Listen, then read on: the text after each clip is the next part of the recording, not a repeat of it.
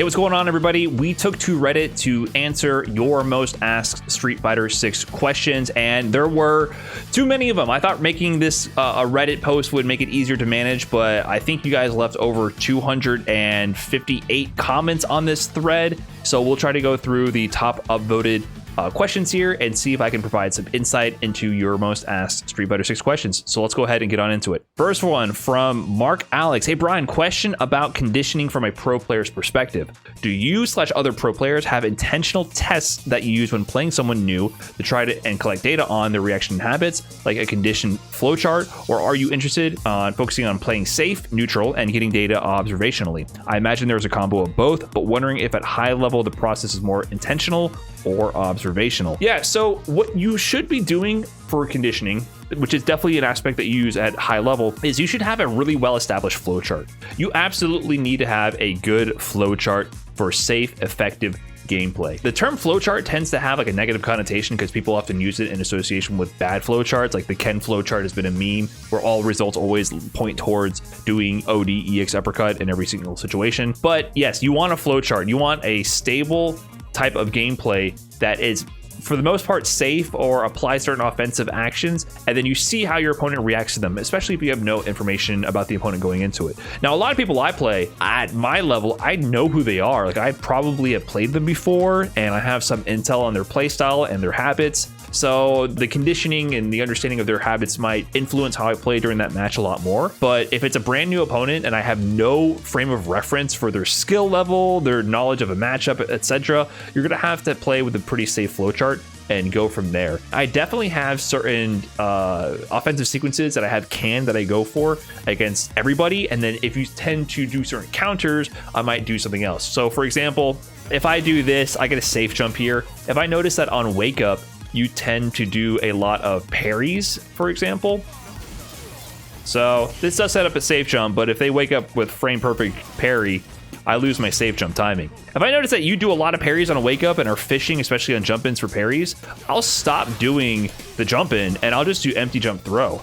Now, empty jump throw does lose to buttons and it does lose to mashing and things of that nature. If they do a reversal, I'll get hit. But if you are parrying it every time, I will absolutely go into a throw because I notice that you're, a parry panda. But what are we going to use here? Parry Andy? Parry panda? You go for parry too much, I'm going to do that. So I think understanding people's parry habits is really big in this game. Another mini game that I do with JP, you can probably find something with your own character to do as well. Fierce punch to fireball, super common option for JP. There's a gap though, and people like to parry this gap because, they don't want to lose drive meter just by blocking the fireball. And if they get a perfect parry, they can potentially drive rush in or move after and try to, take their turn back. But if I notice that you're parrying this every single time, I might instead do feints, which will make you waste your drive meter and have your drive meter deplete. And if I notice that you just tap parry and aren't drive rush canceling it, I'll then do this. I'll drive rush up and throw you. That's a punish counter. Now, not only did I take away a lot of your drive meter, I also got a big chunk of damage as well. So once I notice your parry habits, I'll do that. The thing is, defensively, you could also counter this. So if the dummy goes for that, see, I can actually parry and then drive rush. So if the dummy was trying to do that sequence I just previously showed, they would get punished. If I keep doing this fierce punch to fireball, they will eventually parry because they don't want to keep eating drive meter damage, and if they don't parry, they'll just take more drive meter damage. And once they start parrying, I can mix in this option, or I can sit there and wait and see if they try to drive rush at me in return. So definitely like a real canned conditioning sequence with JP that I absolutely apply in real matches. And so yeah, there's a lot of these types of techniques in the game, and it's part of your default flowchart, and then you deviate based on how people respond to that, or you use information from past experiences with certain players to inform how you want to approach them in that setting. Jick asks, hi, it is I, Edmund Honda. I am using Jick's account since I do not like strange websites, but I needed to ask you, is it okay for me to be playing on modern controls? All of my sumo friends tell me that I'm not really learning the game, and they sometimes make fun of me. It makes me sad sometimes. Should I listen to them? Also, do you watch sumo? Hey, Jick, listen, playing on modern controls is fine. Role-playing as your main on Reddit is not. So I would address that first, and then play Street Fighter however you so choose. Comprehensive Fact 287 asks, what's the F in Brian F stand for? Whatever you want, man. You want to do Brian Fraud? Go for it. What will my reaction be? I don't know what you want me to react to. I've been hearing this for about 15 years at this point. Whatever you so choose to believe in your heart, if it's fraud, go for it. If it's fabulous, so be it. The F is up to you. It can be an enigma, and you get to fill it in with your own perception, and I think that's the beauty of it. Whatever you want to make it, I'll be it. How do I properly analyze my replays? Everyone says watching your replays makes you better, but I feel like I don't know what I'm looking for outside of I should have DP'd that jump, or I got hit because I guessed heads when opponent picked tails. Are there any advanced analyzing techniques the average player doesn't know about? Also, do you only watch matches you lose, win, or both? For 99% of players, one thing you can do is look for any situation in a replay where you are hit by a move or you block a move from the opponent and you're like, what should I do here? Because there's going to be so many characters in so many matchups in so many situations, you are not going to know what to do in every situation. I guarantee it. So if you block a move and you look at the replay, pause it right there when you block that move. Based on that spacing, do you know how plus or minus that situation was on block?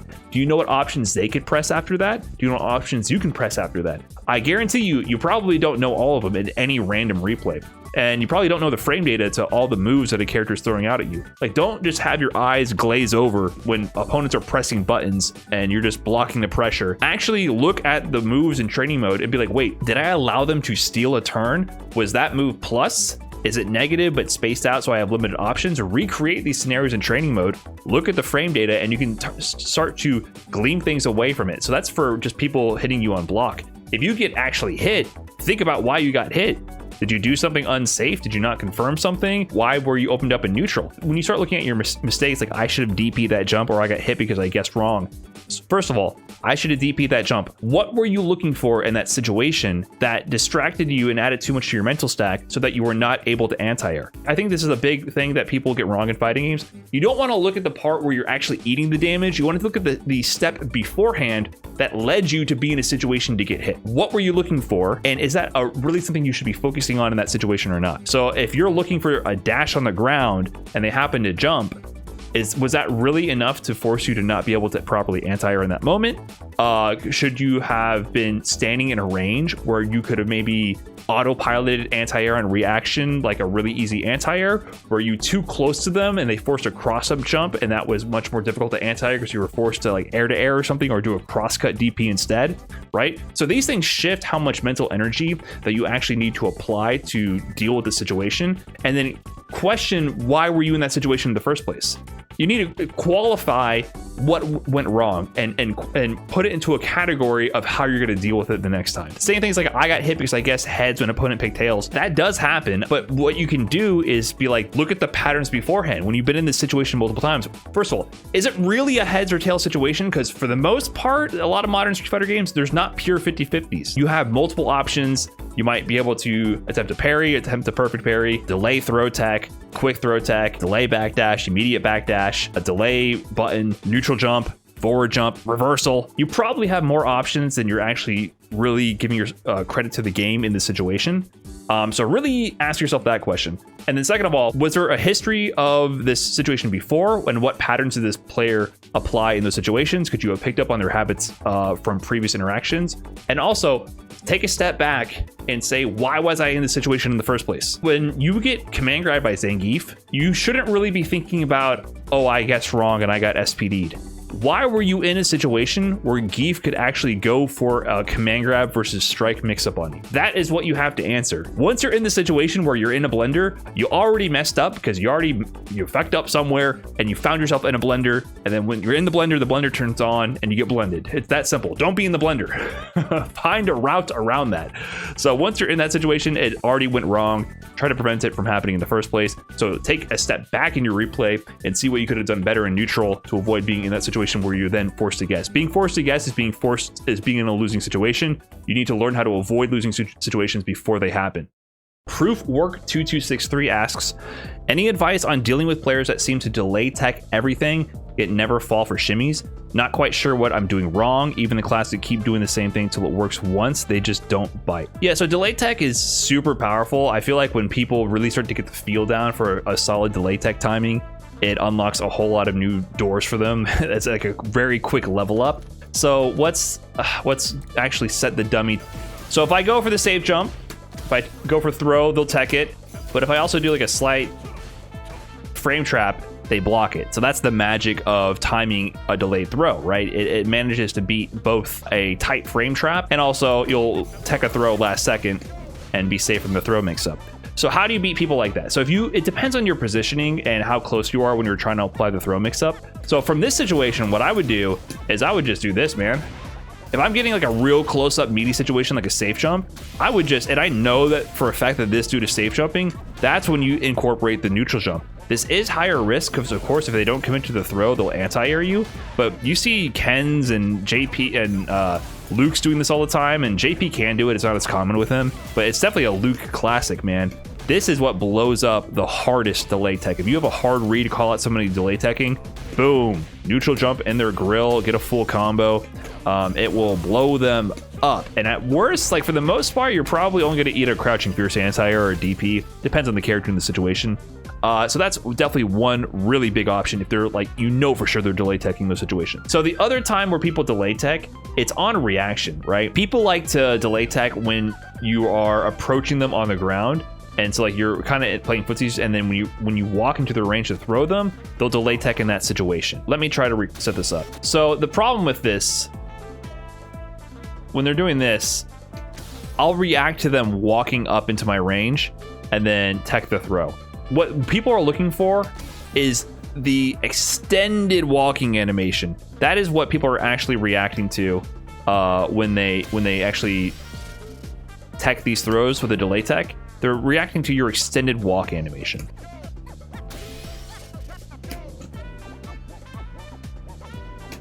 Right?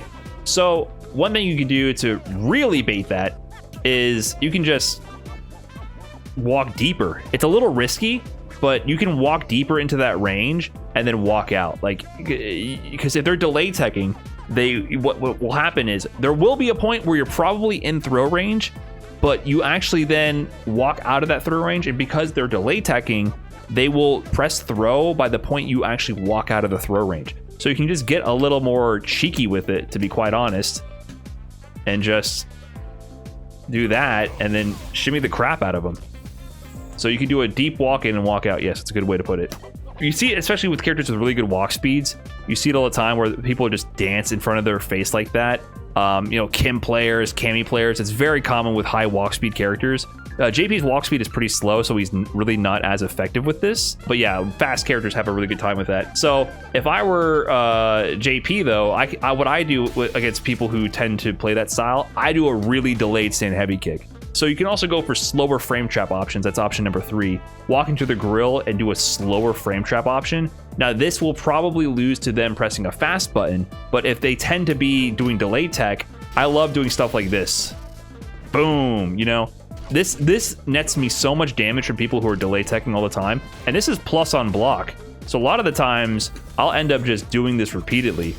So I'll get this on block, walk up, do it again, stagger. So delay tech is beat by also feeling out the opponent's delay tech rhythm. And doing slow frame traps, especially ones that lead into plus frames, is also another good way to call out that timing. Of course, this kind of stagger would lose to them immediately mashing jab, but at least you're forcing them to use a different option. So try mixing in neutral jump on really close throw situations, dance in their grill, walk in and out of that range, react to it, and also do really, really staggered frame traps, and that will force them to change their timing. If you keep your timing very tight and standard, they'll be able to delay tech to block your frame traps and throw tech. You have to mix in these options to force people to start whiffing that throw, and only then will they change up their defensive patterns. NACL Steve asks, in terms of the learning process for Street Fighter 6, what is your advice for things to look out for or try to do in order to get generally better at Street Fighter 6 specifically? There's a lot of things at play here compared to Street Fighter 5, and some players, me, are struggling a little on where attention needs to be or what areas need to be focused on. My personal biggest struggle is efficient use of parry, but I know there are other things I can get better with, and I'm just not sure what they are. Thanks, Brian, you're a real one. No, you are. But I have to say, this question is a little tough to answer because it's a very vague question, right? And I think that is part of the problem. You need to be able to narrow down what you're focusing on. So you already have something that you're focusing on to a degree here. You mentioned parry. Focus on parrying, right? Are you whiffing parry in neutral and wasting your drive meter? Are you parrying when you see a super that you could block and you know you're blocking? Are you using parry right then? Are you attempting to parry fish for perfect parries against common strings that you've been blocking, very often, like say jury medium to medium punch? They're probably going to do that standard canned frame trap sequence. Or are you trying to perfect parry that? So you need to break down big problems to smaller problems. That is the common process for learning all fighting games. And I don't think this is any different from Street Fighter V. I also don't even think this is more than Street Fighter V. I think it's the same thing. You got big problems. You got to break them down to smaller bite-sized chunks. And so you got to start just asking questions of yourself and figuring things out. In the meantime, what I think you can do is look for inspiration on the next steps by watching other high-level players, watching people who play your character, pick up things here and there, pick up new combo routes, pick up new punishes, pick up new ideas. So look for inspiration from people around you. I do it all the time. I'm constantly watching other players and learning from them and, immediately stealing their tech or their game plan or their knowledge. That's super important. But for the most part, like, this question represents the problem. You have too big of a problem and you're not breaking it down. So I would say focus on parry for now. Play games with intention. Use parry and evaluate how effectively you're using parry, right? Be like, oh, did I go for parry too often in this situation and then I got baited for it and I was locked out and unable to move and they're able to drive rush up and throw me? Understand what you're doing effectively and what you're not, and iterate from there. So after parry, maybe pick a different mechanic, pick your anti-airs if that's a point of struggle with you. Maybe pick your combo conversions, your meter usage, right? That's a big one. That's one that I've had to focus on. Am I putting myself in burnout too often? And when should I extend my combo to drive rush cancel to make the meter burn worth it for the Oki and damage? And when is burning the meter not worth it? So those are the things you need to focus on, like break down these problems. So start with parry, that's your homework because you brought it up, but keep that process going. Look for inspiration on what to evaluate next or what you could learn from other players, and then evaluate your own gameplay repeatedly. That's the process for forever. Deleted asks, man, 3 days ago, already got sniped. Interesting. I hear you and others talk about how difficult hitbox can be for you when trying to do level 2 supers and other inputs that come out wrong. Is this mostly an execution error or is it a flaw of the controller type? Do you plan on continuing to use hitbox/leverless for the foreseeable future? Or is there a point where you would commit to going back to stick? Thoughts? Yeah, so I do have issues doing some supers on hitbox, and it's a product of my lack of execution on the controller. Then I think that's just a me problem, and also the fact that Street Fighter 6 has more strict super inputs. In Street Fighter 5, you had a lot of easy SOCD shortcuts that you could do. You only had to hit forward down as a type of super input. You didn't have to hit the diagonals when doing double quarter circles, right? In Street Fighter 6, however, you have to hit a diagonal at some point, so I can't just do this sequence. So if I'm doing like my level 2, I hit it down, forward, and then I can do this input to end it, right? So what I tend to do this input when doing my supers, but doing it in this direction, rolling my middle finger to my index finger, my fingers sometimes feel like you're trying to run in a dream, like you're trying to punch mashed potatoes, like you just woke up and you want to make a fist. The neurons in my brain and the nerves in my fingers, sometimes they just don't communicate. That shit, it just does not feel like there's a connection there. So that's a me problem. It's just an awkward motion, like lifting my middle finger and then putting it back down and lifting it again. Like that shit just, sometimes my brain doesn't want to do it. And the only reason I'm using hitbox is because my sticks keep breaking. I've replaced my arcade stick, my JLF, the actual stick portion in my arcade stick multiple times, and it just keeps ending up with directions that I'm not inputting. I'm holding up forward and I only get forward, I don't get the jump, or it's missing down forward inputs. I think I'm blocking, but I'm getting hit. And that's happened to me multiple times, and I'm sick of the hardware issues. I feel like leverless has less hardware issues because you have individual buttons. It's much easier to diagnose if a button is going wrong than an arcade stick. So I'm tired of arcade sticks having issues, even though I think they're more fun to play on, and I think I'm better at execution on arcade stick. I'm playing leverless simply because I'm sick of unreliable hardware. I don't think it's as natural for me. It feels awkward. I will continue to grind it, but I do miss JP's level 2 all the time, and it costs me tournament sets and it sucks. But that's just a me problem. The controller's great, but yeah, it can happen. Just practice. It's Thomas says, you hear all the time that you don't need to have good reactions to play fighters and that managing the mental stack is more important just to get some data. And as a possible proof of concept, I'd love to see you do a human benchmark reaction time test for the video. Yeah, I think the comments pointed out, I did do this. This is actually like an OG video. This is like super old school Brian F. 3 years ago. This is one of the first videos that AA did on the channel with me. Can I pull up the thumbnail? Yeah, classic. First use of the Daigo with the glowing eyes 3 years ago. What did I have? Yeah, 200 to 230 millisecond reaction times. So I did do this. The results weren't that interesting. Reactions are overstated. A jump is like a full second of reaction time.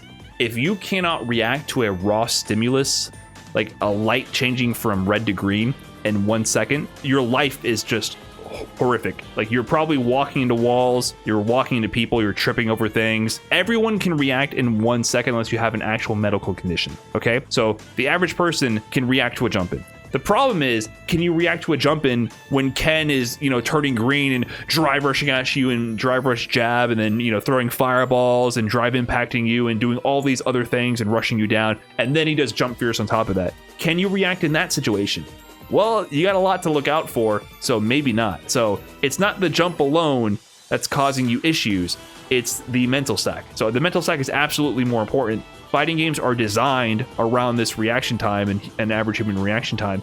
Some people have a slight edge here, and they end up being some of the best players in the world, sure. But for the most part, if you're just trying to be a competent player, your reaction times are fine. I'm telling you, please look for other ways to address your issues with not reacting to things, and fix your strategy on what you want to pay attention to during a match. Jason Fails 237.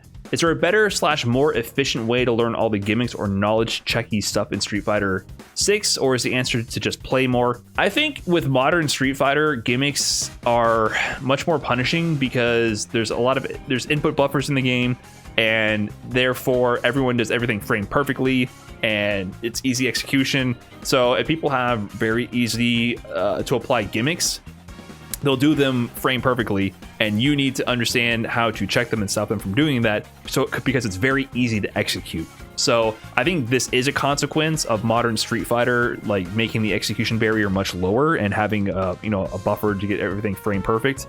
So because of that, yes, you absolutely need to know frame data, and you absolutely need to know, if I block Honda headbutt, what can I do at this range so I don't end up eating a buffer into another headbutt? How do I anti-air Honda butt splash? Like, these are the common gimmicks I'm thinking of. You want to know these answers right away, otherwise people will spam them over and over. So I do think it's more important in a modern, like, Street Fighter 5, Street Fighter 6 game, because they're easier to execute. And to check it, I mean, the process is the same though. Like, are you not going to training mode? I'm not really sure what you're asking here.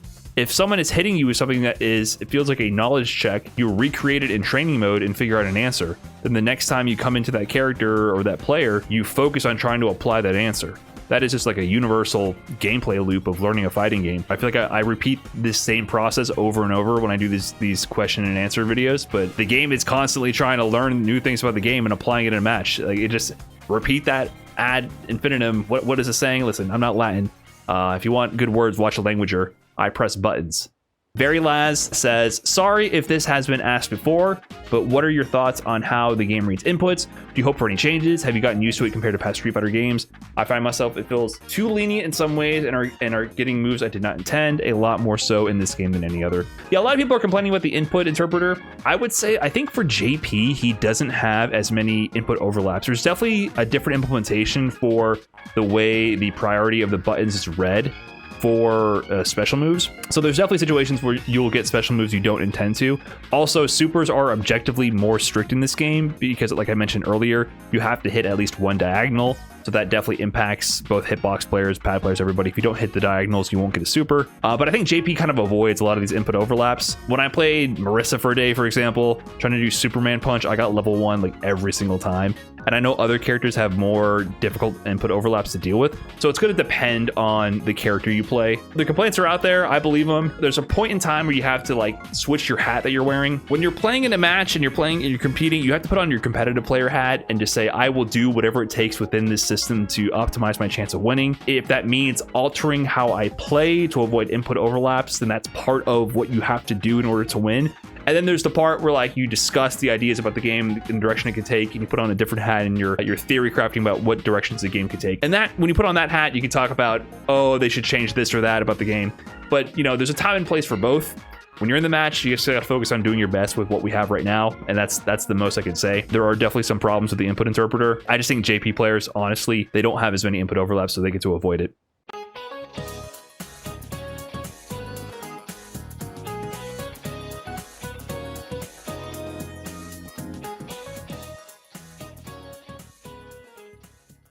Woji asks here, are you always buffering inputs or even drive rush when performing footsies to try to extend your combo? So I'm not exactly sure what you mean by buffering in this case and when you mean I'm buffering, but there's definitely plenty of times where I'm buffering. For example, if I have level 3, this is a super common strategy I use. It's very cheap with JP. I'll just buffer like stand medium kick into my medium punch swipe right here. And so for example, I'll just sit around buffering this. And if I happen to clip them, it's super good because then I can just cancel into my my level 3.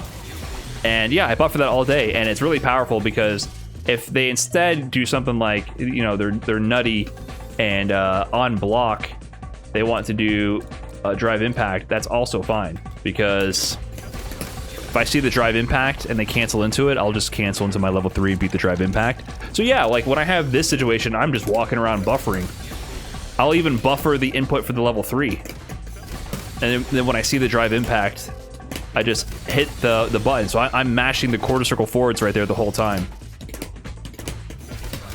And then that beats that. So that's an example of me using buffering. If you mean during a combo, I do tend to double tap my buttons, like, I don't know, like there I double tap my crouch fierce in this combo, and for this extension I will buffer the parry. So I'll buffer my drive rush here for this combo extension. So you see when I get these juggles with JP, if I'm going to immediately drive rush, I will simply just hold parry and then start tapping forward, and that'll give me an immediate drive rush because I'm buffering it to come out frame 1, right? So that's definitely a very common example in a combo where I buffer.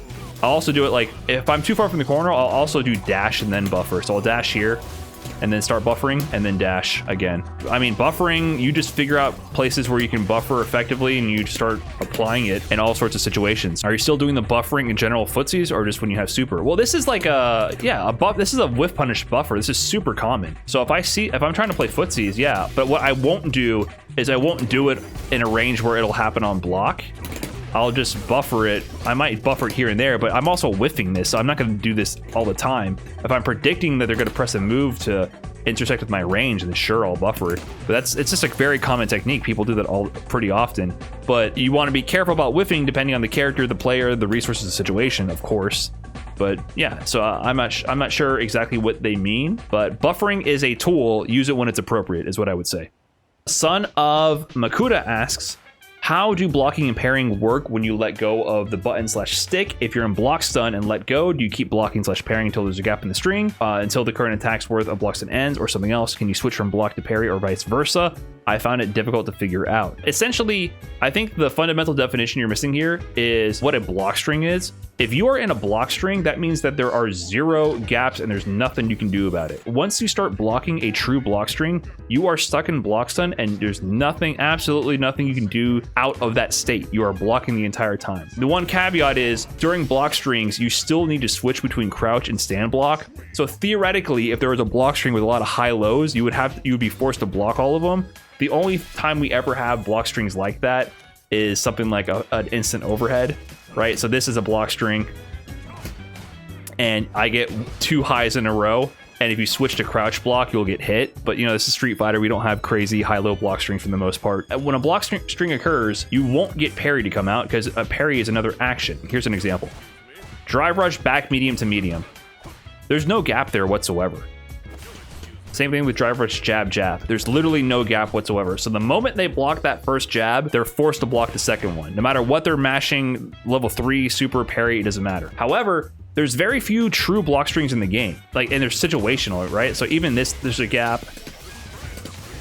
Here, this is a true block string. JP is kind of messed up. EX Fireball to EX Fireball is a true block string up close. So once they block this, they're stuck blocking this. So what is the difference with parry? Parry is basically like a block state with recovery. So as you're holding parry, if you don't absorb anything, and see when I tap parry here, you see the blue on the frame meter down below, that's 29 frames of recovery. This recovery is a special state because yes, even though I'm in recovery, I can actually block during this recovery. I can choose to block high or choose to block low during this recovery. So if I have the dummy here, I'm gonna have the dummy do the sequence, jump and then tap parry, then hold down back. If I put them in a block string during this window, they will actually be stuck in parry the entire time. So once you start parrying a true block string, even if you let go parry or start mashing whatever on the stick, you'll be stuck in the block string during the parry with the parry animation. There we go. Okay, even though the dummy is only tapping parry here, look how they parry the entire sequence. They tap parry one time, but because I'm doing a true block string, they're parrying the entire sequence. But on the other hand, if they whiff the parry, like I mentioned, they're stuck in this recovery state here. So they can't do any buttons during this recovery state, but they can block during it. So I'll record the dummy again and show a slightly different input. See how during that time, I actually mashed jab a couple times and it didn't come out? There's recovery. You can't do anything about it. However, like I said before, even though you're stuck in recovery, you can at least still block, right? So this is a very special state, but your moves will not come out. What does change, however, and I think this is where people get mixed up, is that when you absorb a move with a parry, your parry recovery gets canceled and you only take the block stun of the move that you blocked. So you see in this recording, see if I hit him with a move, he's able to jab right away. If I don't hit him with a move, however, he's stuck in that parry recovery for much longer. Absorbing a move with parry will replace your parry recovery with the block stun of the move that you actually absorbed with the parry. So whiffing parry leaves a lot of recovery. Parrying a move leaves the normal block stun that the move would leave. That's why if you see people whiff parry in your grill and they're going for a lot of parries, it's good to just walk up, throw them. If you press a button into that parry, they actually recover and enter normal block stun. They're able to move out of it. So yeah, parry is kind of a weird mechanic. Once you get it, you get it. But it's kind of like a special block button that has recovery if you whiff. That's like the simplest explanation I can give. King Kip asks, been struggling to establish offense against players who swing with big pokes in neutral and delay tech often on neutral. Any tips? Kim player, by the way. We mentioned how to beat delay teching earlier in the video. Definitely apply all those things, but Kim is basically meant to overload people and then find her way in. She gets drive rush low, medium kick cancel to the drive rush to force strike throw mix-ups. She has a jump, an elbow drop, and she has teleports and really fast walk speed. So you really need to be mixing up these options to play around your opponent's ranges and find a way to get in. Do not underestimate the fact that you have elbow drop. That'll throw off so many people going for autopilot anti-airs and allow you to get in. But you have to take risks to get in, essentially. But drive rush low is really good. Medium kick the drive rush to get in is really good. Just keep mixing up your options and you'll find your way in. Don't play too slow without taking some kind of risk. Like Kim is inherently a little bit risky in her offense, but she has so many ways to mix up her approach that it can be very difficult to deal with on the defending end. So keep mixing up your offensive approaches, find your way in, and then use those other tips in order to blow up delay tech. Damn, big paragraph. Wavy Lynn, can a grappler be high tier in a fighting game? I've read this post already. I don't want to reread this whole thing for YouTube. Listen, yeah, grapplers can be high tier, but then everyone hates it. Just like when everyone hates that JP and zoners are high tier. Grapplers and zoners are inherently inflammatory archetypes. No one likes guessing between command grab and strike. It feels terrible to be command grabbed or vortex to death. We've had top tier grapplers in the past. Zangief has been top tier in Street Fighter 4's lifespan and has been top tier in like season 2 of Street Fighter 5. High dumps in the chat here. Laura was definitely really good in Street Fighter 5. So these characters were good, but people don't like it when they're good. So I think developers have given them ways to make them not so good. I think it's just that simple. You mentioned pure grapplers like Zangief. Zangief is good when he has other tools that enable him to get in to do the grappling, right? Like that's what makes them good. If you can't get in to do a command grab, how good can the character be? And generally when he was top tier, he had better neutral or better ways to play footsies to confirm into situations where he can do command grabs. I also think that for the spirit of a grappler these days, I think they kind of want grapplers to be low tier heroes. I think that's part of the archetype's charm to a huge degree at this point.